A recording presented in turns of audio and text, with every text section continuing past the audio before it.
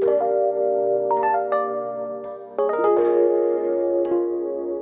guys, it's me Courtney and welcome to my channel.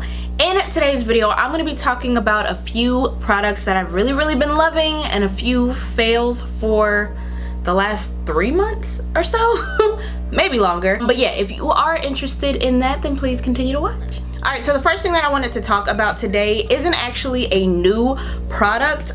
It is the Nars Soft Matte Complete Concealer. This has been out for a while, but they recently came out with the Soft Matte Foundation, and with that actual launch, they launched a few new colors. Originally, I used to use the color Caramel, I think it was. This is Sucre de Orge, and I feel like this goes with my complexion way better than the caramel one does. Now the thing about this concealer, it is super duper full coverage and you really don't need a lot. It's one of those concealers you can sort of tap in with a brush and just sort of tap it where you need it to go, and you can smooth it out with a beauty blender and it smooths out and looks flawless. It doesn't feel heavy, it doesn't get cakey or anything like that, and with every powder that I've used it with, it still looks perfect. If you guys haven't actually tried this one out yet, I definitely would. Alright, so the next product I want to talk about is actually from the Nailist. I mentioned this brand in a recent haul that I did. I was originally introduced to this brand through Jackie Ina's YouTube channel. Essentially, these are the one that I got with my second order, as well as these. The first go round, I ended up getting this kind of shape, which was the long Coffin, which are a little bit claw-like, but I feel like this size, like that medium length, is perfect. It looks a little bit more natural as far as like what I like my nails to look like. They're super duper sturdy and they feel like an actual gel or acrylic set, and on top of that there's so many choices. You can specify the size that you want. I usually get the extra small just because I have like tiny hands, but if you wanted, you can customize it to the size of your actual nail. They have different lengths, different shapes, different colors. If you want a little bit more of an eccentric design, they have those as well. I'm very much like in this realm of like neutral nails, you know what I mean? I am gonna pick up some more around like the holidays just to have some like glittery sparkly nails. I'm in love with this whole idea of not having to go to the salon, but you can still get a salon look to your nails. Now if they could figure out how to do that for a pedicure, I'm here for it.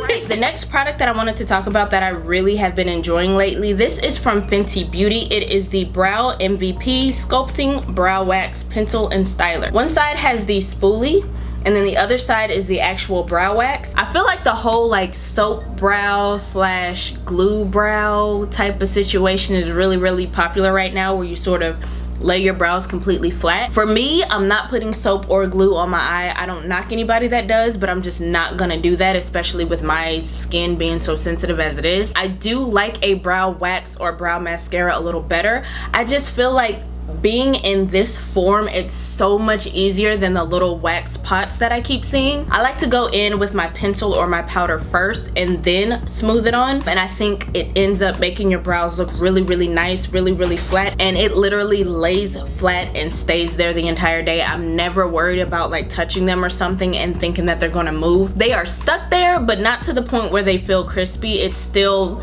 like a regular brow wax essentially. So another product that's actually from Fenty Beauty that I've used the crap out of, this is the Fenty Beauty Pro Filter Amplifying Eye Primer.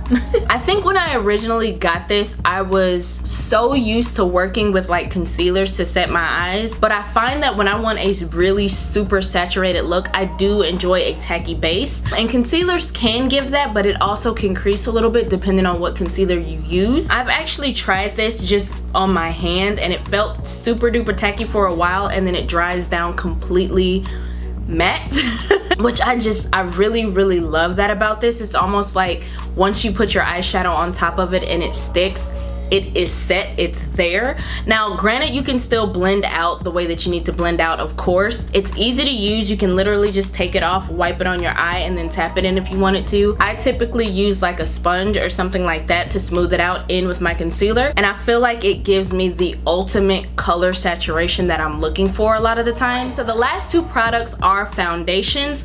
This one you probably could guess that I was gonna put in here. This is the Rare Beauty Liquid Touch Foundation. Now I've already actually done a video on this, so I will link that above and in the description box below. Just know that I was really pleasantly surprised. It comes in 48 shades. It has a very decent shade range, and I do feel like this specific color matches really well with my skin tone, better than a lot of the foundations I already own. And although it's not necessarily like a full coverage beat type of situation, it's like very light coverage, but it's like a really nice everyday foundation. I say it over and over again because I know sometimes people are just new here. But yeah, because I have dry skin, I always appreciate when a foundation can loosen up a bit during the day, which this definitely does. Now, I will say that if you do have oily skin, I have come across people that aren't a fan of it because it's such a luminous type of situation and gets even more loose throughout the day, but it's not necessarily dewy feeling. So if you do have oily skin, like I said, just proceed with caution. But I do think it's a really beautiful everyday foundation. I'm actually really glad I tried this and the concealer out. I think both of them are really beautiful. All right. So on the opposite end of the spectrum, we have a fuller coverage foundation. This is the Ombre Beauty Say What Weightless Soft Matte Hydrating Foundation. I have a video on this one as well when I tried it a long time ago when it first came out. Originally, I believe I got a neutral shade simply because literally these shades to me run very stark yellow, stark orange kind of thing. I went back and got the warm shade just because I felt like the neutral was making me ashy. The warm shade to me, again, it is very orangey when you put it on. However, once you have a full face of makeup on, it looks flawless. Now, it does come in 51 shades, so it can be a little bit overwhelming as far as like what color to choose. I'm in the color category Bronze Venus, so it was easier to kind of pinpoint where the category was for me and then go based on that and my undertones and all of that stuff, if that makes sense. Which, by the way, I'm Bronze Venus T2W. For me, I just feel like this is a beautiful, soft, comfortable matte base. It's full coverage for sure. However, it's smoothing and it lasts a long time. And even when your oils do start peeking through a little bit, I don't feel like you look oily and I don't feel like it feels oily, if that makes sense. If you guys haven't tried it yet, I definitely recommend trying this if you want more full coverage, or the Rare Beauty foundation if you're somebody that likes a very light minimal coverage type of situation. Alright, so those were all of the favorites that I have been loving for the past few months. I'll try to do more a little bit more often, but I try things for so long and try to make things work and not work and all of this other stuff before I'm finally like, I really don't like this. Moving on to the fails. This is a skincare product from Patchology. It's the Flash Patch Rejuvenating Eye Gels. The thing is, when I originally got these and I was wearing them, they were super duper juicy, and I feel like it was almost like putting like a cold press under your eyes. It reduced the puffiness and that sort of thing, so I really liked them originally. However, I started noticing like peeling under my eyes, especially when it came to like trying to put on makeup and stuff like that. I would put the patches on and keep them on for 5 minutes like it says. Literally, I could roll my hand underneath it and little balls would start rolling off. It was almost like, you know how glue kind of gunks up and stuff like that when it's like halfway dry? If that makes sense. Does that make sense? Anyway, it was creating like a glue-like cast under my eyes and I had to stop using it. Even when I like tried to sink it into the skin the way that you're supposed to, it just did not want to mix. I don't know if it was just like a bad batch or whatever, but for me, I'm probably not gonna get this again. All right, so the next product I got is kind of random. It is the Milani Cream to Powder Foundation. I thought that this was a powder and I was gonna use it on top of the, what is it, the Milani, the Screen Queen foundation. I was gonna use it on top of that, which again, that's my fault just because I wasn't reading, but essentially what this is a balm that turns into powder when you put it on.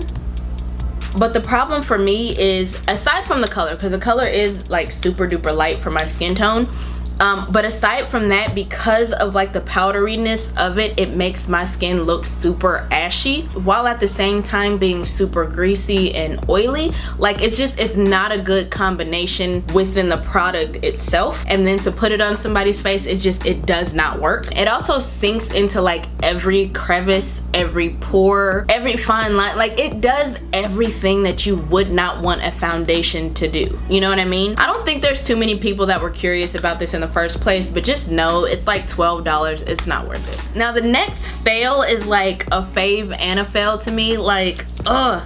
But I had to put this in here. I did. So this is from Huda Beauty. These are the Pastels palettes. I enjoy the idea. I feel like we were going somewhere with this, you know what I mean? Now the problem lies with quality. The thing is, I already know it's super duper hard to make pastel shades without them being powdery and ashy and not that color saturated, right? Which is why I'm not completely horribly mad at these. I ended up recording literally 3 looks 4 different times and every time I got to the editing room floor, I could see all the patchiness, I could see all the just flaws of the shadows, and I could not post it for you. I'm sorry, but it wasn't up to speed to what I like to bring you guys, if that makes sense. These shades are literally patchy with or without primer. They really don't perform all that well. Now that being said, I do think that these, especially like the creamier shimmer shades, are way better than a lot of Huda Beauty's other creamy shades. I feel like the topper shimmers are really, really beautiful as well. But when it comes to the matte shades in here, literally the deeper shades are the ones that I think work the best, but they don't really blend that well still, and even trying to mix them with the shimmers, they're not that great. The next products I'm talking about are the Fenty Beauty cream bronzers as well as the cream blushes. I really do enjoy cream products. Again, dry skin, so whenever I can get a product that gives me a glow, I'm here for it, right? However, I don't like my face feeling tacky or sticky. I know that some people that may have dry skin or severely dry skin do not mind their face feeling a little tacky. Maybe it feels a little bit more moisturizing to them. That's all well and good. Not hating on that. That is a look. You know what I mean? That's a look, that's a vibe, that's a feeling. However, I don't like when my hair is sticking on my face. It just, ugh. As I said in the actual video, I really love this color as like a golden bronze type of situation. This shade is too light, and then the next shade up is too deep. But even still, it's still very, very tacky, and it sort of blends away into nothing. And because it's such a light shade, there's nothing else that I could use this for. I tried using the actual cream blushes as like a little lip balm, which sometimes I do actually like that, I'm not gonna lie. Like I'll do a little pat for color and then put a gloss on top, and I actually think it works pretty well for that. But for anything else, it's just not it. Again, they're gonna be super duper sticky, super tacky. It accentuates your pores. It does not translate on the face. An alternative I feel like for these are from Salt New York. I kind of talked about these in that one video that I was talking about a lot of this stuff. But these cream blushes from Salt New York, these are the Cream Tint Pros. They aren't sticky. They literally blend like a dream. They're super pigmented, so you can build them up. And if you don't want a lot of color saturation, you can kind of nullify them as well. But this is what I thought, what I wanted these Fenty cream bronzers and blushes to be, and I didn't get that. Right, so the last product that I want to talk about did not work for me, but it actually worked for my daughter. This is the Pattern Beauty Stronghold Gel. Originally, when I tried this gel, I tried it as a wash and go type of gel, and it really did not work with the way that I like to do my wash and go. Not only did it not work, but it ended up creating more gunk on my strands. So when I tell you, there was one wash day that I had this in my hair, and I literally had to wash my hair like 4 times, and even still, this did not come out. It does say that it's supposed to be flake free, so I went online to see like maybe I was using it the wrong way. This product is actually supposed to be used as like a slick back gel. So what I would use Wetline Extreme Gel or Eco Styler for, just kind of slicking it back into a ponytail or slicking it up into a bun, that type of thing. That's what this is supposed to be for. Even when I tried to slick my hair back with this, it did the same thing. The type of hair that I have, it is very easy to get product on top of it instead of inside of the strand. So I can understand where the gunk comes from, but with all the gels that I've ever tried, with all of the products that I ever tried, and now mind you, I am a product junkie. With everything that I've ever tried, I've never quite had the same result where it's literally dirty for like 3-4 washes, and I cannot get this stuff out. Alright guys, so that is everything for my list of faves and fails thus far on our makeup journey this year. If you're curious about any of the products, I will leave those down in the description box below, as well as this makeup look that I have on my face. I'm actually gonna do a 3 looks 1 palette with the Celestial Divinity palette, which is this on my eyes, and all of that Pat McGrath greatness.